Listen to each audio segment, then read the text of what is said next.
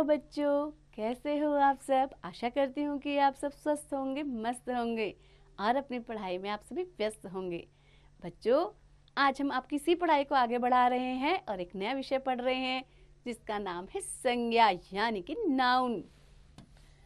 तो बच्चों, आप सोच रहे होंगे कि ये संज्ञा क्या है, तो आइए जानते हैं इसके बारे में। तो बच्चों, यहाँ पर आपने सबसे पहले एक चित्र देखा जिसमें आप क्या क्या देख रहे हैं कि राधा अपने नाना जी के साथ पार्क गई। पार्क में रंग बिरंगे फूल खिले थे, फूलों पर तितलियां मंडरा रही थी। राधा ने पार्क में झूला झूला और आइसक्रीम खाई। थोड़ी देर बाद वह नाना जी के साथ घर आ गई।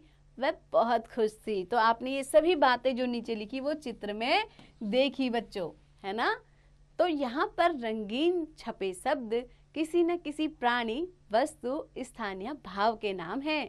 जैसे अब देखिए बच्चों, इस चित्र में हमने कुछ वाक्य लिखे। इसमें जो जो आपको दिख रहा है कलरफुल, यानी कि ये देखिए एक पिंक कलर से यानी कि गुलाबी रंग से कुछ शब्द लिखे गए हैं। तो ये क्या है, किसी न किसी प्राणी का नाम है या वस्तु का या फिर स्थानीय भाव का नाम है। अब इसमें प्राणियों के नाम कौन कौन से हैं देखिए, राधा, नाना और तितलियां, ये सभी क्या है, प्राणी है। स्थानों के नाम क्या है बच्चों, पार्क और घर। ऐसे ही वस्तुओं के नाम क्या क्या है, फूल, झूला और आइसक्रीम। और ऐसे ही बच्चों भाव का नाम क्या है, खुश, वह बहुत खुश थी, ये उसका भाव है। तो बच्चों, किसी प्राणी, वस्तु, स्थान, व्यक्ति या भाव को हम अवस्था भी कहते हैं, के नाम को संज्ञा कहते हैं। तो बच्चों, संज्ञा किसे कहते हैं, ये इसकी परिभाषा भी है, यानी कि डेफिनेशन। आपको इसको अच्छे से याद भी करना है। तो बच्चों, इस प्रकार हम कह सकते हैं कि हमारे आसपास जितनी भी वस्तुएं, प्राणी, स्थान, हमारे मन के भाव, अवस्थाएं आदि हैं, सभी के कुछ न कुछ नाम हैं। इन नामों को ही संज्ञा कहा जाता है। तो बच्चों, अब आइए जानते हैं संज्ञा के भेद यानी कि काइंड्स ऑफ नाउन के बारे में। तो बच्चों, सामान्यतः संज्ञा के 3 भेद माने जाते हैं। पहला व्यक्तिवाचक संज्ञा, दूसरा जातिवाचक संज्ञा और तीसरा भाववाचक संज्ञा। तो बच्चों, सबसे पहले हम जानते हैं व्यक्तिवाचक संज्ञा यानी कि प्रॉपर नाउन के बारे में। तो बच्चों, जिन संज्ञा शब्दों से किसी विशेष व्यक्ति, स्थान अथवा वस्तु का बोध होता है वे व्यक्तिवाचक संज्ञा कहलाते हैं। जैसे आप देख रहे हैं पहले चित्र में कौन बने हैं, सुभाष चंद्र बोस। ऐसे ही दूसरे चित्र में हमारे भारत का नक्शा है, तो ये क्या है, भारत। और तीसरा क्या है बच्चों, चित्र एक पुस्तक का चित्र है जिसमें क्या लिखा गया है, रामायण। तो ये क्या है, रामायण। तो बच्चों, ये किसी का नाम है ना, तो ये क्या कहलाएगा, संज्ञा कहलाएगी। कौन सी, व्यक्तिवाचक। अब बच्चों, हम देखते हैं जातिवाचक संज्ञा यानी कि कॉमन नाउन क्या है। जिन संज्ञा शब्दों से किसी प्राणी, स्थान अथवा वस्तु की संपूर्ण जाति का बोध होता है। बच्चों, यहाँ पे जाति का बोध हो रहा है, वहां पे व्यक्ति का बोध था, यहाँ पे जाति का बोध है बच्चों, इसलिए वे जातिवाचक संज्ञा कहलाते हैं। यहाँ पर भी आपको देखिए 3 चित्र दिए गए हैं। पहला क्या है, देखिए बहुत सारे फल हैं, इसमें सेब भी है, केला भी है, अंगूर भी है ना। तो इनको हमने सब क्या कह दिया, फल, है ना। अलग अलग नाम नहीं लिया कि ये पपीता, ये अंगूर है, ये संतरा, हमने क्या कह दिया, फल। तो ये क्या होगी, इसकी जाति।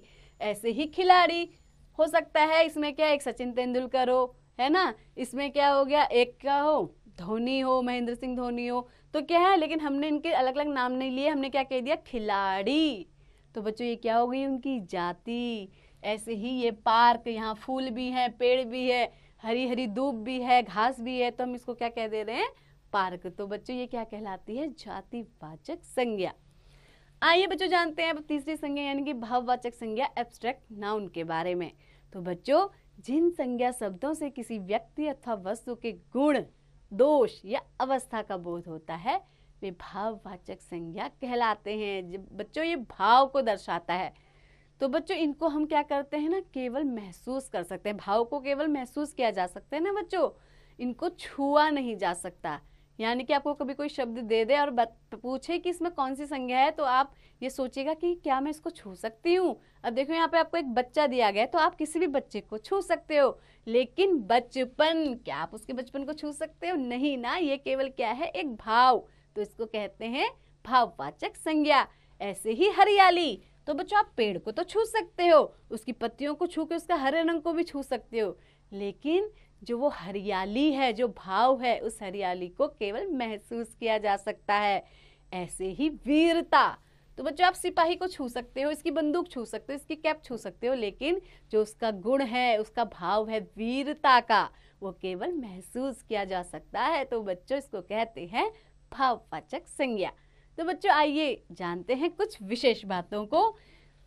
तो बच्चों जातिवाचक संज्ञा को विशेष नाम देने पर ही वह व्यक्तिवाचक संज्ञा बन जाती है।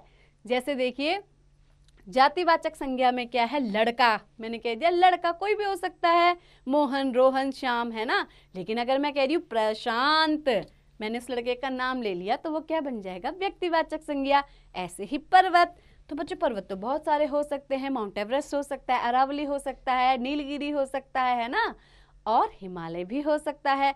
लेकिन अगर मैंने इसको प्रॉपर एक नाम दे दिया तो वो क्या हो गया, हिमालय व्यक्तिवाचक संज्ञा बन जाएगा। ऐसे ही पुस्तक बहुत सारी हो सकती हैं, रामायण है, बाइबल है, कुरान है ना बच्चों, गीता है। लेकिन अगर मैं प्रॉपर उनका नाम ले रही हूँ, अगर मैं कह रही हूँ कि बाइबल है, तो वो क्या होगी, व्यक्तिवाचक संज्ञा। ऐसे ही मंदिर, तो बच्चों मंदिर तो बहुत सारे हैं हमारे देश में, है ना। अगर मैं प्रॉपर नाम ले रही हूँ उसका, तो बच्चों जैसे अक्षरधाम मंदिर मैंने कह दिया, तो वो क्या हो जाएगा, व्यक्तिवाचक संज्ञा में आएगा। तो बच्चों तीसरा, भाववाचक संज्ञा को न देखा जा सकता है न ही छुआ जा सकता है। ये बात मैंने आपको पहले ही बता दी है। इसे केवल अनुभव किया जा सकता है, यानी कि महसूस किया जा सकता है। आप गरीब व्यक्ति को तो देख सकते हैं, परंतु गरीबी को नहीं, उसको केवल महसूस किया जा सकता है। ऐसे ही सूर्य, पृथ्वी, चंद्रमा आदि प्राकृतिक वस्तुओं को व्यक्तिवाचक संज्ञा माना जाता है। तो बच्चों कुछ अन्य संज्ञा शब्द पढ़िए। आइए कुछ अन्य संज्ञा शब्दों को जाने। सबसे पहले व्यक्तिवाचक संज्ञा देखते हैं। भगत सिंह, गीता, अर्जुन, आगरा, हवा महल, तो ये सब सारे क्या हैं बच्चों, व्यक्तिवाचक संज्ञा। ऐसे ही जातिवाचक संज्ञा देखते हैं। अध्यापक, पेड़, चिड़ियाघर, साइकिल, पुस्तकालय, तो ये सभी क्या हैं बच्चों, जातिवाचक संज्ञा। ऐसे ही खुशी, सौंदर्य, गरीबी, मूर्खता, चालाकी, तो बच्चों ये क्या कहलाती है, भाववाचक संज्ञा।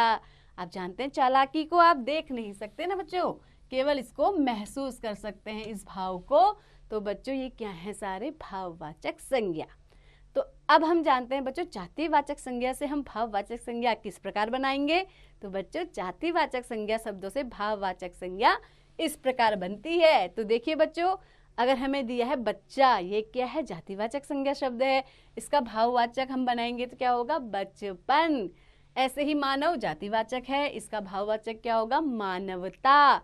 ऐसे ही सुंदर एक जातिवाचक शब्द है बच्चों, जातिवाचक संज्ञा है, उसका भाववाचक संज्ञा क्या होगी, सुंदरता।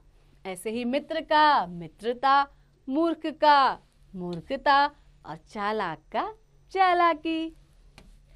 तो बच्चों है ना कितना आसान। आइए अब इस पाठ को दोहरा लेते हैं। आइए दोहराएं।